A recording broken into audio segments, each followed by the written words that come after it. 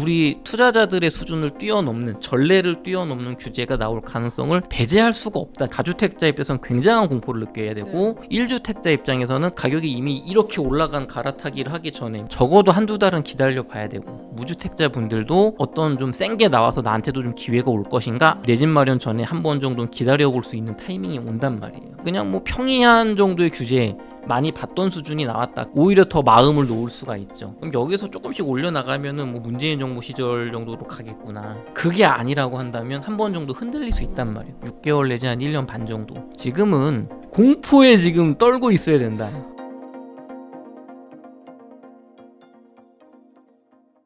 안녕하세요. 오늘 인터뷰 진행을 맡은 김혜은입니다. 요즘 뉴스만 틀어도 부동산이다, 코인이다 참 말이 많은데요. 지금 당장 진입을 해야 되나, 지금 사야 되나 고민하시는 분들 많을 것 같은데, 오늘 부동산부터 코인까지 남덕현 이사님 모시고 이야기 나눠보도록 하겠습니다. 이사님 안녕하세요. 안녕하세요. 네, 오늘 이사님 처음 뵙는 분도 계실 것 같은데 간단하게 소개 부탁드립니다. 네, 저는 거인의 정원 출판사의 마케팅 이사를 하고 있는 남덕현이라고 하고요. 2015년부터 부동산 투자를 해왔고, 또 비트코인 투자를 같이 하고 있는 비트코이너이기도 합니다. 반갑습니다. 네, 이사님, 이재명 대통령 당선 이후 약간 현장에서 체감하는 부동산 시장 분위기 현재 어떤가요? 뭐 이거는 굳이 제가 말씀 안 드려도 다들 느끼실 네. 텐데, 서울 중심으로 굉장히 뜨겁고 가격이 최근 한 2, 3주 사이에는 정말 하루 지날 때마다 1,000만 원씩 오른다는 말이 거짓말이 아닐 정도로 폭등을 하고 있습니다. 일단은 분위기는 굉장히 좋다. 세부적으로는 굉장히 폭등하고 있는 건 맞는데, 그건 맞는데 지금 거래량도 늘어나고 있는 것도 맞는데, 지금 대세 상승장이라고 하기에는 어려워요. 시장의 에너지가 작고 서울 중심이고 지금 외곽으로 번져나가고 있는 것도 맞습니다. 네. 한 달 전에 이제 서울 외곽까지 번지고 상승세가 번지고 이제 부천이나 부평으로 가는 흐름이었는데, 이번 달 통계를 보니까 이제 그게 이제 인천 쪽으로도 넘어가고 있어요. 다만 이제 경기도 동남부는 많이 올라 있었고 경기도 서쪽으로 이제 가고 있었는데, 이런 흐름 속에서 그럼 지금이라도 막 사야 되냐라고 마음이 급하신 분들이 많은데, 지금은 조심해야 될 때입니다. 많이 조심하셔야 돼요. 지금은 제가 올해 초에도 말씀드렸듯이 상고하저를 본다. 상반기에 가격이 오르고 하반기에 3단계 DSR하고 더불어서 좀 정부의 센 대책 때문에 좀 잡히는 시기가 오지 않을까라고 봤는데, 정부에서 이제 강력한 대책을 내지 않을 수 없는 분위기가 됐기 때문에 지금은 조심하셔야 된다. 어쨌든 분위기는 굉장히 뜨겁다. 다만 통제 불능으로 경기도 아니면 뭐 지방까지 오르는 시장은 전혀 아니고, 서울의 핵심지에서 중급지에서 중하급지로 번져나가고 있다. 다만 상승률은 강남이 2%가 넘을 정도로, 이거는 막 정말 앉은 자리에서 막 계좌 주세요 하면 이제 1억 올리고 이런 분위기거든요. 예, 그 정도로 뜨겁다고 볼 수 있습니다. 그럼 이제 새 정부가 새로 내는 부동산 정책 중에 가장 시장에 큰 영향을 줄 키워드 뭐라고 생각하세요? 당연히 규제라고 봅니다. 공급을 지금 정책적으로 많이 이야기를 하지만 사실 공급은 어려워요. 문재인 정부 때 많이 보셨고 노무현 대통령 시절에 많이 보셨겠지만, 공급이라는, 부동산 아파트 공급이라는 건 시간이 최소 빈 땅에 해도 뭐 4, 5년, 그다음에 이제 뭐 개발하고 철거하고 하면 10년은 훌쩍 가게. 지금 3기 신도시 문재인 대통령 2017년에 뭐 발표하시면서 20년, 21년이면 뭐 들어온다 했는데 지금 뭐 아무것도 된 거 없어요. 이제 청약 받고 있잖아요. 그러면은 오래 걸린단 말이에요. 그럼 이재명 대통령께서는 어떻게 보면 좀 억울하실 수 있어요. 문재인 대통령 시절과 박원순 서울시장님 이제 10년 시절에 주택 공급을 안 하고 재개발 재건축을 미뤘던 대가를 이제 후속 정부가 받는 거거든요. 윤석열 정부는 좀 세계 경기도 안 좋고 집값 떨어지니까 이제 부양 좀 하면서 넘어갈 수 있죠. 물론 이쪽도 더 많은 공급을 해냈으면 좋겠지만, 그러니까 지금 어떻게 보면 이재명 정부는 억울하죠. 그래서 여기서 이제 공급한다고 하는 거는 뭐 유휴지를 한다, 아니면 뭐 신도시 개발 4기를 한다고 하는데, 그린벨트를 전면적으로 풀어가지고 뭐 정말 빈 땅에 막 속도전으로 짓는다, 이런 거는 조금 가능성이 있는데, 그런 거 없이 공급은 쉽지가 않고 결국에는 규제로 수요를 줄여야 된다. 수요라는 거는, 공급은 오래 걸리고 막 힘들다 그랬잖아요. 근데 수요는 쉬워요, 상대적으로. 예를 들면은 국토보유세로 10억 이하 아파트는 1%, 연 1%, 그러면 연 1,000만 원, 월 100만 원, 재산세 별도. 세네요. 그다음에 뭐 양도세 중과, 그다음에 대출 규제, 대출 10억 이하 아파트 빌릴 때 규제 지역이면은 투기과열지구다. 그러면 LTV 뭐 30%. 이렇게 하면 돼요. 이게 강하게, 세게. 그러면은 수요는 확 줄어들 수 있거든요. 근데 여태까지 이 정도까지 세게 나온 적은 없었는데 네. 저는 요번에 가능성이 좀 있다고 봅니다. 아, 그래요. 예, 있다고 봐요. 지금 뒤에 질문지들대로 갈 것이냐 말 것이냐에서 제가 한 가지만 좀 말씀을 꼭 드리고 싶은 건, 지금 특히 무조건 부동산 폭등이고 금리 인하는 정해진 수순이고 앞으로 공급 부족 때문에 대폭등만 남았다고 하시는 분들 조심하세요. 진짜 조심하셔야 됩니다. 지금 저도 몇 년 전부터, 특히 작년부터 성장길 TV에서 계속 말씀드려왔듯이 상승은 정해져 있다. 4, 5년 뒤에 가격의 상승은 정해져 있는데 이 가는 길이 어떻게 되냐를 말씀드려왔잖아요. 지금은 이거는 정해진 게 맞는데, 우상향은 맞는데, 과거에 문재인 정부 시절, 노무현 대통령 시절에는 금리를 낮춰서 대출을 많이 해줘서 개개인들이 집을 뭐 다주택 투자를 할 수 있는 길을 열어줬던 시기고, 지금은 재정 정책을 쓰시는 거거든요. 그러면은 금리는 생각보다 많이 낮아지지 않을 가능성이 높습니다.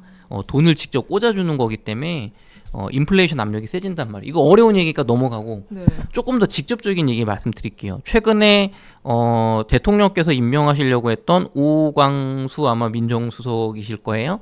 하고 또 다른 이제 오른팔로 불리시는 한 분이 낙마를 하셨거나 굉장히 공격을 많이 받고 있습니다. 부동산 투기 의혹으로. 근데 그게 중요한 게 아니고, 그런 거는 제 입장에서 그렇게 새로운 건 아닌 것 같아요. 공직자들이 부동산 투기를 해왔던 게 저는 뭐 1960년대부터 그냥 변한 적이 없다고 보니까, 공부를 해본 입장에서 그게 중요한 게 아니고 그거를 터트린 신문사가, 언론이 어딘가가 중요하거든요.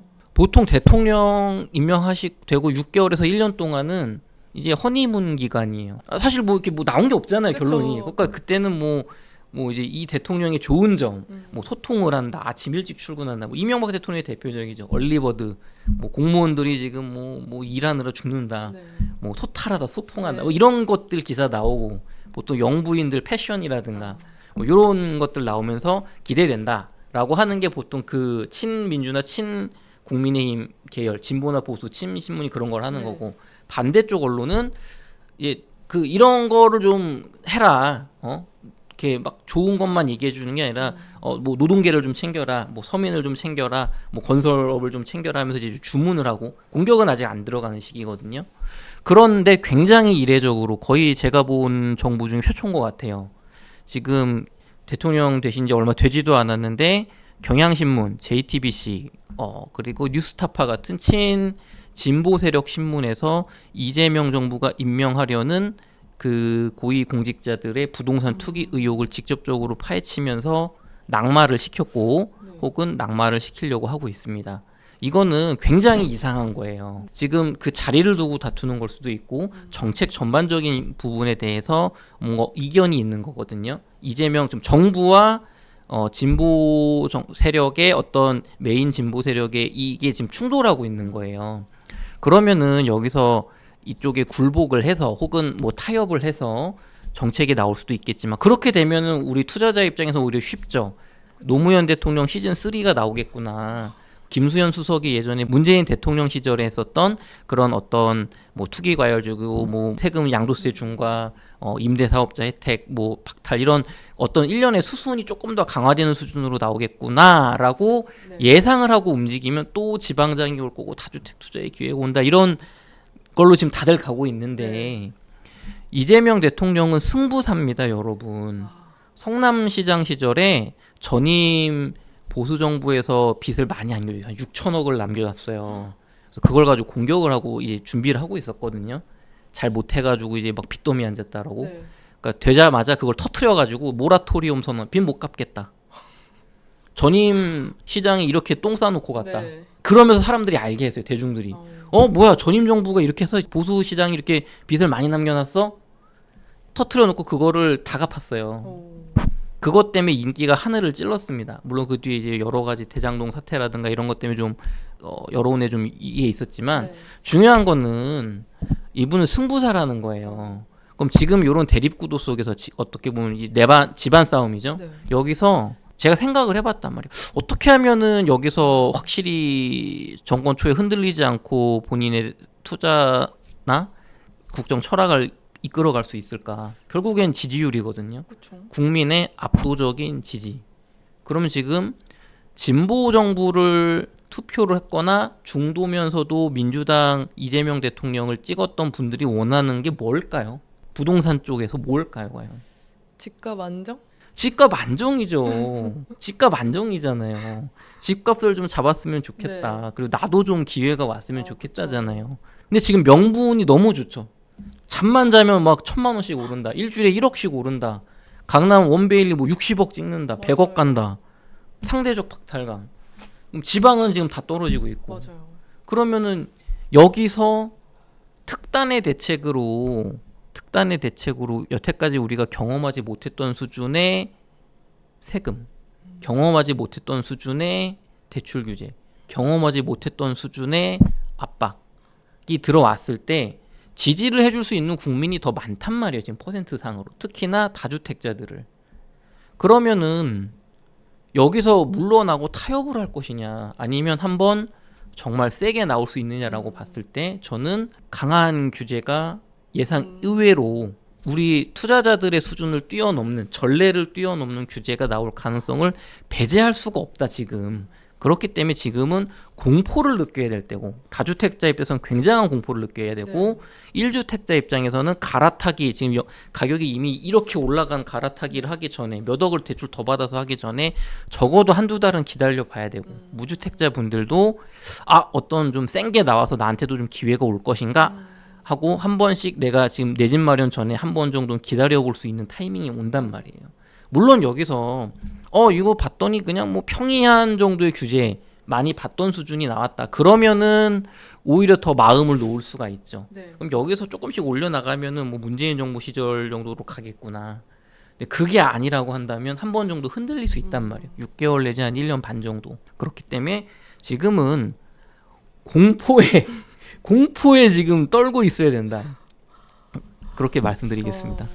근데 그렇게 이재명 정부에서 규제를 심하게 하면은 또 내년부터는 집값이 천정부지로 오른다라고 이렇게 말씀하시는 분들도 많으세요. 그래서 지금 당장 들어가야 된다, 막 그렇게 말씀하시는 분들도 많은데 내년에 엄청나게 집값이 오른다는 전망에 동의하시나요? 저는 집값이 5년 뒤에 지금보다 많이 올라 있을 거란데 동의해요. 내년에 무섭게 오른다는 모릅니다. 그거 알 수 있는 사람은 없어요. 거짓말이에요. 그거 알 수 있으면 지금 빚내서 영끌해서 그분이 뭐 펀드 하나 만들어서 내가 뭐 한 1,000억 투자 받겠다. 내가 뭐 이자 2배 3배 될 건데 내가 이자 뭐 50% 주겠다. 그래서 그런 거 사업 얼마든지 할 수 있죠. 근데 못 하잖아요. 그렇죠. 그냥 개인 강사로서 뭐 강의하고 이게 다잖아요. 책임 확인서 같은 거 쓸 수 있어요? 책임 같은 거? 없죠. 없잖아요. 투자는 본인의 책임이라고 말하잖아요. 그러니까 그거를 알 수 있으면 워렌 버핏이죠. 연 5% 7%짜리 투자를 하고 있겠습니까?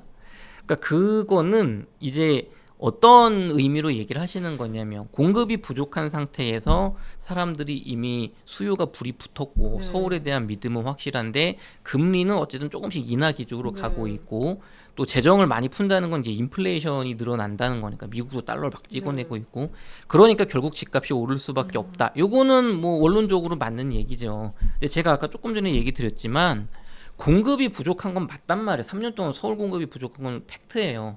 근데 수요라는 거는 이게 어려운 게 이렇게 늘어났다가 이렇게 줄어들었다가 되는 거거든요. 결국에 부동산 투자에서 수요라는 건 집값이 올라서 내가 돈을 벌 것 같으면 미친 듯이 전국에서 수요가 발생하고, 돈을 못 벌 것 같으면 미친 듯이 감소하는 게 수요란 말이에요. 그러니까 공급이 부족한 건 맞아요. 수요가 지금처럼 유지가 된다면. 하지만 그 수요를 강력한 대책으로 눌러버린다면 6개월 내지 1년 반 동안 떨어질 수 있습니다. 2008년 금융위기 터지고 2009년까지 막 떨어졌다가 2009년에 급등했거든요. 서울 수도권. 날라갔어요. 그랬다가 2010년, 11년, 12년, 13년까지 폭락했습니다. 그때는 뭐 수요가 뭐 공급이 부족해. 맞아요. 공급 부족해. 뭐 수요가 넘쳐났죠. 또 오른다고. 근데 그때는 왜 안 샀냐 이거. 왜 떨어졌냐 이거예요. 1992년에 1980년대 후반에 집값 오르는 거 1기 신도시로 잡은 건 맞아요. 10년 동안 잡은 거 맞아요. 공급이 답이다라고 하는 것도 맞는데, 공급이 부족한 상태에서도 수요로 잡은 경우가 있단 말이에요, 우리나라에. 왜 그걸 무시하냐고요. 그리고 지금 역대급으로 센 정책이 나올 수 있는 여건이 마련돼 있죠. 네. 민주당이 다수당이죠. 법률적으로도 바꿀 수도 있죠. 대통령령으로도 할 수가 있죠. 대통령도 센 분이죠. 그렇죠. 근데 이걸 어떻게 이렇게 확신하냐고요. 제가 작년부터 내 집 마련하세요. 하세요. 서울에 9억이야, 경기도에 6억이야. 지금 그 서울에 9억이야 집들 작년에 얘기할 때 남쌤 서울에 9억이야 집은 컨디션이 어떻고 뭐 별로예요. 그 집들이 지금 12억 됐어요. 경기도에 6억 집들이 9억이 됐어요. 그러면은 여기서 따라가서 살 거냐, 혹은 지금도 아직 안 오른 4억짜리가 6억 된 거 살 거냐, 4억인데 5억 된 거 살 거냐, 이런 선택을 해야 되는데 저는 저렴한 거 사셔라. 무주택자는 지금 사야 돼요. 무주택자는 제가 말씀드린 리스크 대비를 해야 된다는 거지. 네. 하락 가능성보다는 저는 내년에 상승 가능성을 높게 봐요. 그래요? 하지만 그게 한 7대3, 6대4인 거예요. 그러니까 30-40%는 무시할 수 있는 확률이 아니잖아요. 네. 그러니까 리스크 관리를 해야 되는 거예요. 다주택 투자자들 혹은 지금 내 집 마련 갈아타고 지금 따라가려는 분들, 빚 더 내서. 네. 근데 아예 집이 없는 분들은 지금 사야죠. 지금 사야 됩니다. 가격에 맞춰서. 무주택자는 그럼 지금 당장 진입해야 되는 시점인가요? 당장 진입해야 되는데 올해 제가 한 달 전까지만 해도 그런 말씀 드렸는데 네. 지금은 한 달은 기다려봐도 될 것 같아요. 그래요? 왜냐면 지금 정책적으로 나올 수밖에 없는 타이밍이라서 한 달은 기다려봐도 되는데 그 한 달을 그냥 집에서 룰루랄라 기다리는 게 아니고 네. 부동산들을 내가 지금 한 5억짜리를 본다. 대출 포함. 네. 그럼 5억짜리 집, 4억짜리 집, 6억짜리 집을 다 봐야 돼요. 6억짜리 집이 5억이 될 수 있거든요. 내가 한 9억짜리 본다? 그러면 8, 9, 11억까지 같이 봐야 돼요. 15억짜리를 본다? 13, 14, 15도 보지만 18억도 봐야 돼요.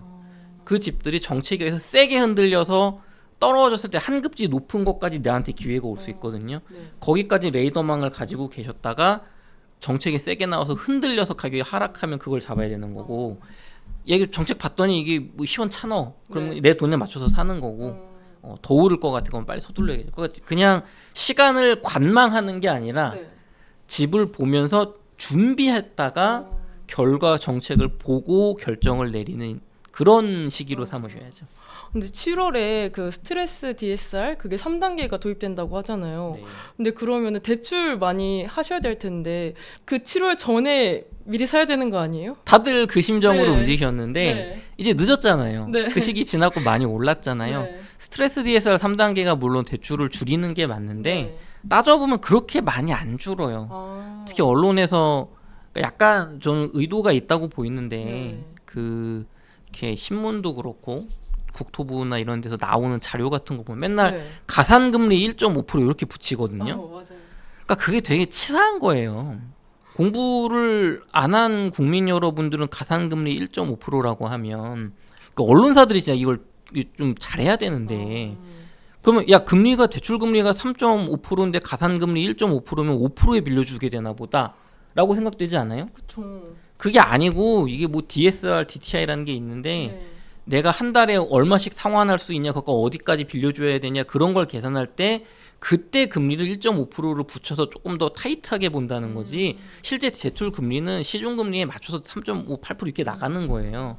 근데 이런 거를 설명을 안 하고 그냥 막 공포 조장한단 말이죠.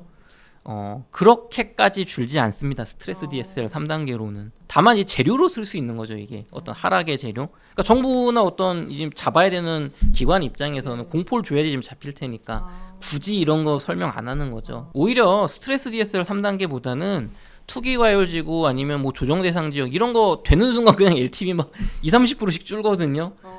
취득세 준거 막 해버리거든요. 그런 게 무서운 거지. 스트레스 DSR 3단계는 그렇게 큰 위협은 아니다. 다만 이제 어떤 이런 정책과 맞물려서 이것도 네. 시행되는데 정책도 이런 게 나온다. 그러니까 하락만 남았다. 요렇게는 쓰일 수 있겠죠.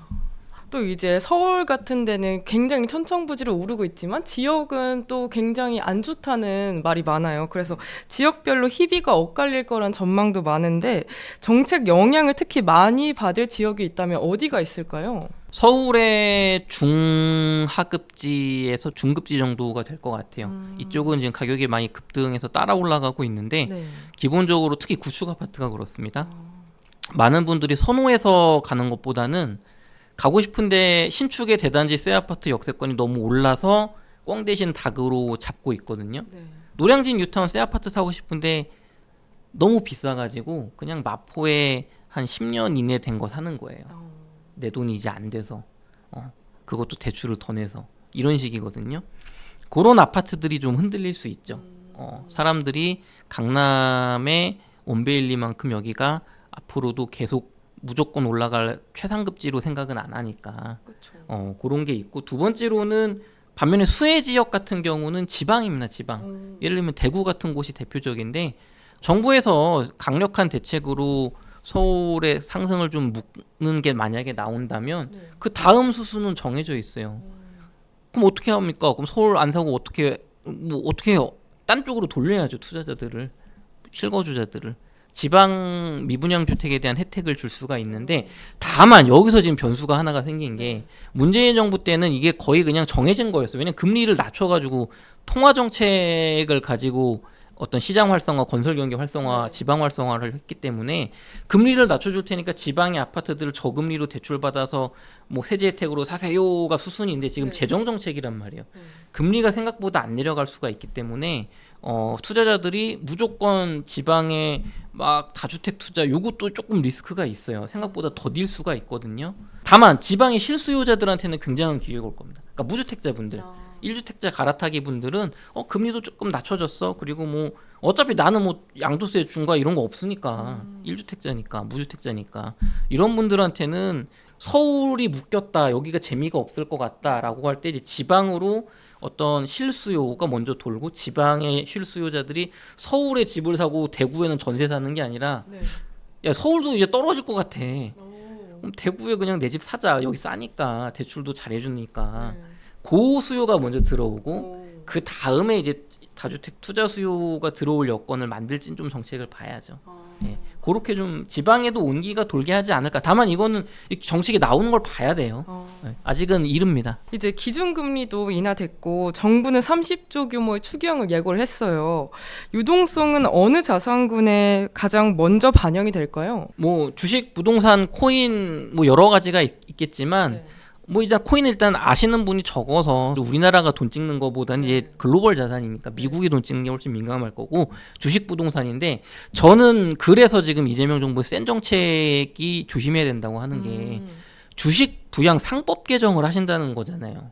주식에 돈이 돌게 해서, 그러니까 문재인 대통령, 노무현 대통령 시절에 나온 국책 보고서, 그때를 거쳐서 국책 보고서들이 공통적으로 뭘 얘기하냐면, 금리를 낮춰서 사람들이 투자 수요를 유도를 했더니 다 부동산에 돈이 가더라. 부동산에 돈이 갔더니 기업에는 돈이 안 들어서 결과적으로 집값만 폭등하고 출산율 낮아지고, 좋은 게 투자자들만 좋지 뭐가 좋냐 이게. 결국엔 주식시장으로 돈이 가게 해야 된다라는 굉장히 상식적인 보고서가 굉장히 많이 나왔어요. 그러니까 이재명 대통령께서도 재정으로 풀겠다라고 하시는 게, 금리를 낮춰주고 세제 혜택 주면 다 투자자들이 투기만 한다 이거예요. 물론 이게 저는 100% 동의하는 건 아니지만, 그러면서 이제 상법 개정도 하신다는 거잖아요. 그러면은 주식으로 지금 분위기 좋아요. 그렇죠. 지금 주식 3천 간다. 지금 유튜브에서 주식 조회수 빵빵 터지잖아요. 그러면 돈을 직접적으로 풀고, 서울 부동산 세게 해서 안 오를 것 같은 분위기 만들고, 상법 개정 다수당으로 해내고 주식 부양하면 사람들의 심리가 지방 부동산으로 갈까요? 한국 주식으로 갈까요? 서울 부동산으로 갈까요? 주식으로 조금. 주식이 높겠죠. 오르고 있고 여긴 불 붙었고, 앞으로 뭔가 정부에서 밀어준다고 하고 돈은 막 풀리고 있고, 여기 서울이 좋아 보이는데 많이 올랐는데 지금 대책으로 눌렀어. 지방은 일단 관심이 없어요, 사람들이. 그렇죠. 그러면 당연히 주식이 먼저 좋지 않을까요? 그래서 제가 생각하는 건, 주식이 오르고 나서 막 6개월 1년 오르고, 야 나 주식으로 막 5억 벌었어, 3억 벌었어, 10억 벌었어, 그 다음 뭐 하지? 서울 아파트가 좀 떨어졌네, 지방 아파트가 너무 싼 거 같네 할 때 사지 않겠어요? 그렇게 좀 보고 있습니다. 그럼 앞으로 이사님이 보시는 부동산 시장 전망 어떻게 보시고 계신가요? 변한 게 없어요. 전 2년 전부터 변한 게 정말 하나도 없습니다. 2년 전에도 목동 아파트 재건축 사면 좋다라고 했고, 둔촌주공 아파트 청약해야 된다고 했고, 작년에도 계속 내 집 마련해야 된다고 했고, 갈아타려면 빨리 해야 된다고 했죠. 제 부동산 시장 전망은 5년 뒤에 집값은 지금보다 1.5배에서 2.5배 범위로 올라와 있을 것이다. 다만 그 중간에 가는 과정이 이게 원사이드로 올라갈 거냐 우리가 기대하는 것처럼 그 가능성도 있지만 적지 않은 30% 이상의 확률로 한 번 정도 센 정책으로 조정 뭐 한 10에서 20% 정도의 지금 가격보다 조정이 올 수 있으니까 네. 폭락은 굉장히 가능성을 낮게 봐요. 이건 네. 이제 뭐 전쟁 터진 모르겠죠. 지금 요즘 뭐 전쟁 이슈가 있으니까 그런 거 나오지 않는 이상 폭락은 없는데 조정은 올 수 있다. 2019년에 상반기 조정을 되새겨라. 2004년에 부동산 하락을 되새겨라. 상승장 속에 조정이 올 가능성이 있다. 다만 그게 그러면 집 팔아야 되냐, 집을 사는 걸 미뤄야 되냐는 아닌 거예요. 가능성이 상승이 더 높은 거예요, 단기적으로도. 그렇게 좀 대비하셔라 말씀드릴게요.